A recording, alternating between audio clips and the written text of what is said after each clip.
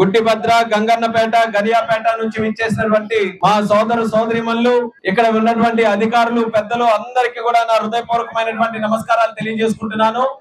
మన ఎస్ఎల్ పురం తక్కువ గాతల వలస నుంచి విచ్చేసిన వారు, ఈ రోజు మన ప్రాంతానికి ముఖ్యంగా మరిచిపోలేనటువంటి రోజు. మీ అందరికీ కూడా గుర్తుంటుంది, కిందటి సంవత్సరం ఎలక్షన్లు అవ్వక ముందు ఎన్నికల ప్రచారం కోసం ఇదే రోడ్డు అంతా వెళ్తే రాత్రిపూట వస్తే, రాత్రిపూట కూడా వందలాది మంది మన గ్రామాల నుంచి ఇక్కడ విచ్చేసి మీరందరూ కూడా నాకు ఆ రోజు ఎమ్మెల్యే క్యాండిడేట్ గా ఉన్నటువంటి గోవిందరావు గారికి, మా ఇద్దరికి కూడా ఒక కార్యక్రమం మీరందరూ కూడా అప్పచెప్పడం జరిగింది. ఆ రోజు మీరందరూ హామీ ఇచ్చారు, మీకు ఖచ్చితంగా గెలిపించి తీరుతాం, తెలుగుదేశం పార్టీ ప్రభుత్వాన్ని మేము స్థాపించుకుంటాం, మాకు మన ప్రభుత్వం వచ్చిన తర్వాత మళ్ళీ మా రోడ్డుని ఏర్పాటు చేయాలని ఆ రోజు మీరు అందరూ కూడా కోరారు. దానికి అనుగుణంగా ఆ రోజు ఇచ్చిన ఎన్నికలకు హామీ అనుగుణంగా ఈ రోజు మనకున్న 2,65,00,000 రూపాయలు. సాధారణంగా ఒక చిన్న గ్రామాల దగ్గర ఎంత ఎక్కువ డబ్బుతో ఏ కార్యక్రమం కూడా జరగదు. మన ప్రాంతం తాలూకా అదృష్టం, మన గ్రామాల తాలూకా అదృష్టం, చంద్రబాబు నాయుడు గారు, పవన్ కళ్యాణ్ గారు, మోదీ గారి తాలూకా సహకారంతో 2,65,00,000 రూపాయలతో మనం బ్రహ్మాండమైన రోడ్డు వేసుకుంటున్నామన్నది ఇక్కడ ఉన్నటువంటి ప్రజలందరికీ కూడా తెలియజేస్తున్నాం. అది కూడా ఈ రోజు ఉన్నటువంటి అధికారులు కూడా అడిగాను, ఇప్పుడు మనం శంకుస్థాపన చేసుకున్నాం, ఎన్ని రోజులకి ఇది పూర్తి చేస్తారని. 6 నెలల్లో పూర్తి చేస్తామని కూడా హామీ ఇచ్చారు. అంటే వచ్చే సంక్రాంతికి ఈ ప్రాంతంలో ఉన్నటువంటి గ్రామాలందరూ కూడా ధైర్యంగా మీ తాలూకా అత్తలకు గాని, కోడళ్ళకి గాని, మీ కుటుంబ సభ్యులకి ఎవరికైనా సరే మీరు మళ్ళీ సంక్రాంతికి ఇంటికి పిలిస్తే బ్రహ్మాండమైనటువంటి రోడ్డు ఇక్కడ ఆహ్వానం పలుకుతుంది అన్నది కూడా ఇక్కడ ఉన్నటువంటి ప్రజలందరికీ కూడా తెలియజేస్తున్నాను.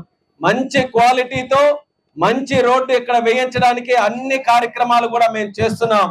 మీ అందరి తాలూకా అభివృద్ధి చేయడమే మా తాలూకా లక్ష్యంగా పెట్టుకొని మేము పనిచేస్తున్నాం. అలాగే చుట్టుపక్కల గ్రామాల్లో కూడా తక్కువ గాతల వలసకి 2 కోట్లు, అలాగే గోగున్నపురంకి బ్రిడ్జికి 1 కోటి రూపాయలు, అది కూడా మీలో వచ్చినప్పుడు ఆ కార్యక్రమాలు కూడా మీరు అందరూ చెప్పడం జరిగింది. ఆ బ్రిడ్జ్ లేకపోవడంతో ప్రతిసారి వర్షాకాలంలో రాకపోకలకు ఇబ్బంది, కొన్ని సందర్భాల్లో కొంతమంది కొట్టుకొని వెళ్లే పరిస్థితి కూడా వచ్చింది. అందుకనే దానికి 2 కూడా చనిపోవడం కూడా జరిగింది గతంలో. ఆ బ్రిడ్జ్ ను కూడా ఈ రోజు ఏర్పాటు చేయడానికి సుమారు 1 కోటి రూపాయలు ఖర్చు పెట్టి మరి ఆ కార్యక్రమాన్ని కూడా తీసుకుని వెళ్తున్నాం. ఎన్నో సంవత్సరాలుగా మీ అందరి తాలూకా కోరిక ఇది, ఇక్కడ రోడ్ అవ్వాలి, బ్రిడ్జ్ అవ్వాలి, ఇవన్నీ కూడా. కానీ ఈ రోజు ఎమ్మెల్యే గారు గోవిందరావు గారు, అలాగే నేను ఈ రోజు మన ప్రభుత్వం వచ్చిన తర్వాత మన ప్రాంతం మీద పెద్ద ఎత్తున దృష్టి పెట్టి కార్యక్రమాలు చేస్తున్నాం. భాస్కర్ రావు గారు సర్పంచ్ గారు ప్రతినిధి ఉన్నారు, ఆయన ఎప్పుడు ఎంతో కాలం నుంచి కూడా మాకు శ్రీకాకుళంలో మా ఆఫీస్ ఉంటే రోజు వచ్చి కలుస్తుంటారు. ఆయన ఏ కార్యక్రమం గురించి ఎక్కువగా అడుగుతారనంటే మన రోడ్డు గురించే. ఈ రోడ్డు ఎలాగైనా మన జీవిత కాలంలో జరగాలన్నది ఒక ఆశయంగా పెట్టుకొని ఆయన ఎన్నో సందర్భాల్లో ఈ రోడ్డు గురించి మా దృష్టిలో పెట్టడం జరిగింది. అటువంటి ఆ రోడ్డు, ఆ కళ ఈ రోజు నిజం చేస్తున్నందుకు వ్యక్తిగతంగా కూడా నాకు ఎంతో ఆనందంగా ఉందని నా ఆనందాన్ని మీ అందరితో కూడా పంచుకుంటున్నాను. రేపు భవిష్యత్తులో 6 నెలల్లో ఇది పూర్తి చేసుకొని మళ్ళీ నేను, ఎమ్మెల్యే గారు, మన అందరం కూడా విచ్చేసి బ్రహ్మాండమైనటువంటి రోడ్డుకి ప్రారంభోత్సవం కూడా మనం చేసుకోబోతున్నామని ఈ సందర్భంగానే మీ అందరికీ కూడా తెలియజేస్తున్నాను.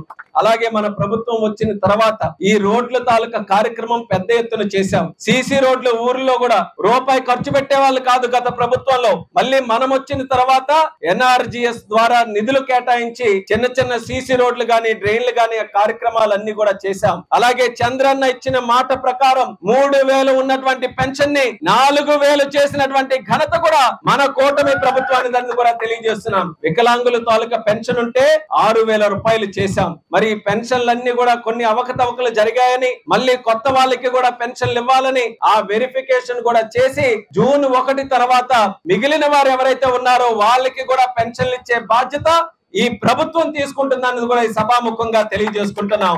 అలాగే అంచెలంచెలుగా హామీలు చాలా ఉన్నాయి, కష్టాలు చాలా ఉన్నాయి, సమస్యలు చాలా ఉన్నాయి. అవన్నీ కూడా పరిష్కరించాలంటే ప్రభుత్వం దగ్గర డబ్బు ఉండాలి. ఆ డబ్బు అంతా కూడా గత ప్రభుత్వం ఖాళీ చేసి, ఖజానా ఖాళీ చేసి వెళ్లిపోయింది. ఏ పని చేయాలన్నా 1 రూపాయి కూడా విడిచిపెట్టకుండా వెళ్లిపోయింది. కానీ చంద్రన్న అంచెలంచెలుగా రాష్ట్రాన్ని, రాష్ట్ర భవిష్యత్తుని ఒక బంగారు బాటలో నడిపించడానికి ఆయన కృషి చేస్తూ మళ్ళీ ఒక్కొక్క కార్యక్రమం మన అందరి కోసం చేస్తున్నారు. మరి ముఖ్యంగా ఇక్కడ ఉన్నటువంటి ఆడపడుచులు ఎవరైతే ఉన్నారో మీ అందరి తాలూకా ఆశీస్సులతోనే ఈ కూటమి ప్రభుత్వం ఏర్పడింది. రేపు భవిష్యత్తులో మీకు ఇచ్చినటువంటి ప్రతి ఒక్క హామీ కూడా నిలబెట్టుకుంటామని మరొకసారి వేదిక ద్వారా ఈ అందరికీ కూడా విచ్చేసిన వారందరికీ కూడా తెలియజేసుకుంటున్నాను. అందరూ కూడా ఎంతో మంచి మనసుతో ఈ జరుగుతున్నటువంటి శుభ కార్యక్రమానికి మీ ఆశీస్సులు అందించడానికి అందరూ కూడా వచ్చారు.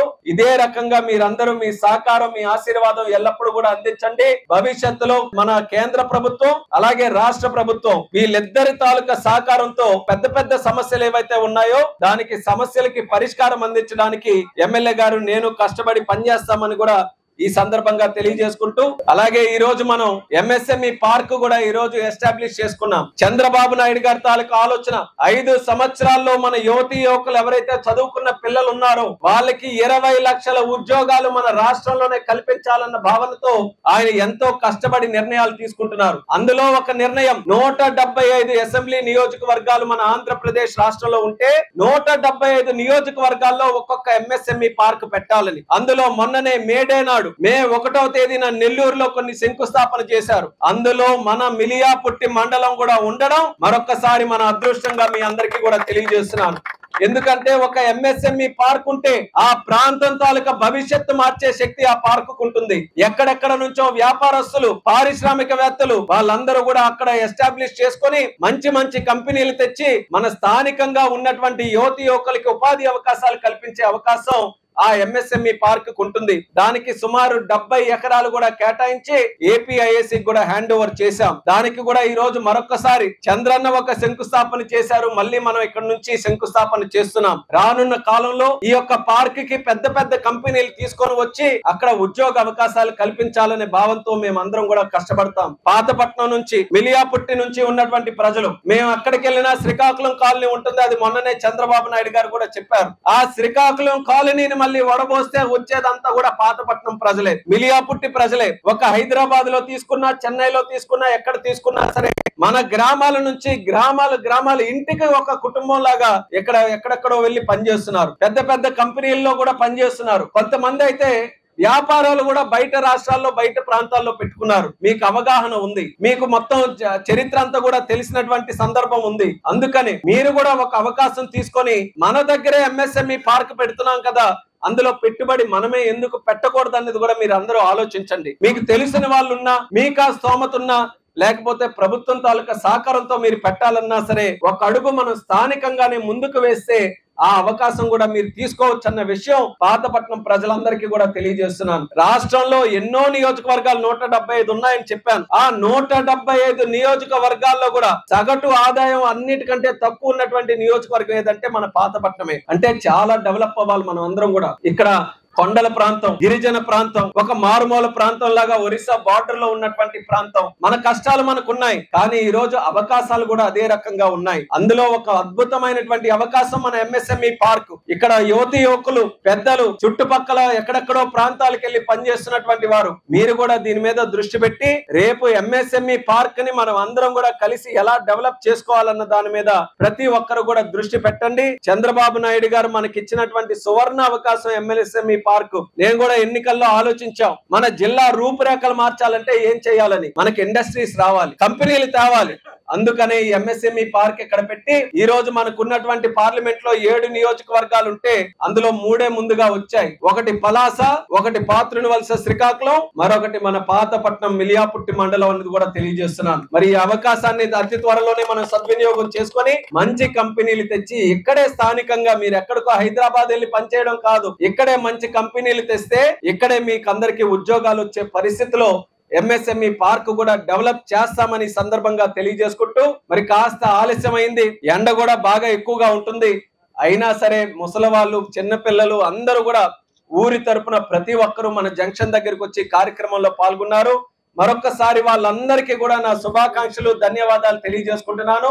మీరందరూ కూడా గుర్తు పెట్టుకోవాల్సినటువంటిది, కూటమి ప్రభుత్వం మంచి ప్రభుత్వం, మన ప్రభుత్వం, మన కోసం కష్టపడేటటువంటి ప్రభుత్వం. ఆ నమ్మకం, ఆ ధైర్యం ప్రతి ఒక్కరిలో కూడా ఉండాలి. రేపు భవిష్యత్తులో కూడా మీకు ఏ సమస్య ఉన్నా సరే ఎమ్మెల్యే గారు కూడా చాలా యాక్టివ్ గా తిరుగుతున్నారు, అందరికి అందుబాటులో ఉంటున్నారు. ఆయన నాయకత్వాన్ని కూడా వినియోగించుకొని మీకు ఏ సమస్య ఉన్నా సరే ఆయనకి చెప్పొచ్చు. అలాగే నాయకుల ద్వారా మా దగ్గరికైనా తీసుకొని రావచ్చు. ప్రతి ఒక్క సమస్య కూడా పరిష్కరించడానికి మా వంతు 100% మీకోసం మేము కృషి చేస్తామని ప్రజలందరికీ కూడా మరొకసారి తెలియజేసుకుంటూ, ఈ కార్యక్రమం ద్వారా చాలా రోజుల నుంచి అనుకుంటున్నాం మిలియాపుట్టి రావాలని.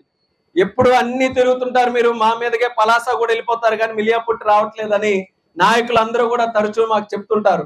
అలాంటిది ఈ రోజు మిలియాపుట్టి కొండల మధ్యలో ఉన్న మన సంత లక్ష్మీపురం గ్రామం వచ్చి ఇక్కడే నాయకులందరినీ కూడా స్థానికంగా కలుసుకోవడం అనేది నాకు చాలా ఆనందంగా ఉందని కూడా తెలియజేసుకుంటున్నాను. ఈ రోజు మీరు చూస్తున్నారు, నరేంద్ర మోదీ గారు కూడా ఒక దేశానికి బలమైనటువంటి నాయకత్వం ఇస్తూ మన దేశం మీద ఉగ్రవాది దాడి జరిగితే ఆ ఉగ్రవాదుల్ని కూకటి వేలు సైతం ప్రక్షాళన చేయాలని నిన్న ఏ రకంగా వాళ్ళందరికీ కూడా బుద్ధి చెప్పామో మీరు అందరూ కూడా చూశారు. అటువంటి మన సైనికులు ఎవరైతే ఉన్నారో మన మిలియాపుట్టి నుంచి వాళ్ళందరికీ కూడా గౌరవవందనం తెలియజేసుకొని సైనికులకి ఎంత కష్టపడుతున్నారో వాళ్ళందరికీ కూడా మేము నిరంతరం సహకారం అందిస్తాం, సపోర్ట్ చేస్తామన్న మాట మిలియాపుట్టి నుంచి మనం అందరం కూడా పంపించవలసిందిగా ఈ సభాముఖంగా మనం అందరికీ మీ అందరికీ కూడా కోరుకుంటున్నాను.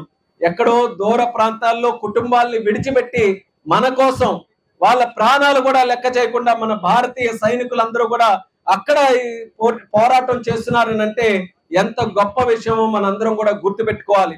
రేపు పరిస్థితులు ఎలా ఉన్నా సరే భారతదేశం అంతా ఒక్కటే, మనమందరం ఐకమత్యంగా ఉన్నాం. ఉగ్రవాది మీద జరుగుతున్నటువంటి పోరాటానికి ప్రతి ఒక్కరు కూడా కలిసికట్టుగా పోరాడతామనే మాట మనం అందరం కూడా ముందుకు చెప్పాలి.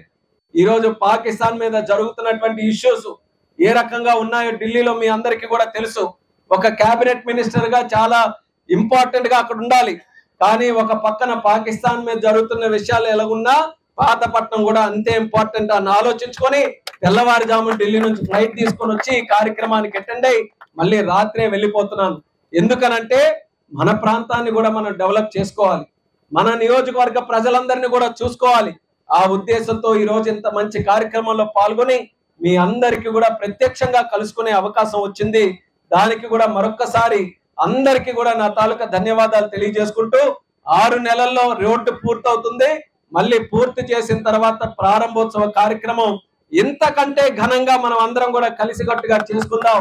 అంతవరకు ప్రతి ఒక్కరు కూడా మీ తాలూకా ఆశీస్సులు అందించాలని తెలియజేసుకుంటూ మీ అందరి దగ్గర నా తరపున అలాగే ఎమ్మెల్యే గోవిందరావు గారి తరపున ఇద్దరి తరపున మా తాలూకా ధన్యవాదాలు తెలియజేసుకుంటూ సెలవు తీసుకుంటున్నాను.